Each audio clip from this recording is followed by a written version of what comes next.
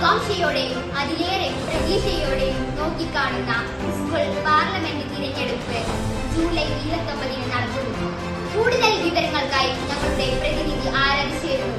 ആരാധ്യ, കേൾക്കാമോ? എനിക്ക് കേൾക്കാനുണ്ട്. നാളെ ഇലക്ഷൻ നടക്കാൻ പോകുന്ന GHS ആദവനാട് പരിധി ഗവൺമെന്റ് ഹൈസ്കൂളിന്റെ മുന്നിലാണ് ഞാനിപ്പോൾ നിൽക്കുന്നത്. 1500 പരം വിദ്യാർത്ഥികൾ പഠിക്കുന്ന ഈ സ്കൂളിൽ ലീഡർ സ്ഥാനത്തേക്കും ഡെപ്യൂട്ടി ലീഡർ സ്ഥാനത്തേക്കുമാണ് മത്സരിക്കുന്നത്. ലീഡർ സ്ഥാനത്തിന് ഹൈസ്കൂളിൽ നിന്ന് 2 പേരാണ് മത്സരിക്കുന്നത്. UP-യിൽ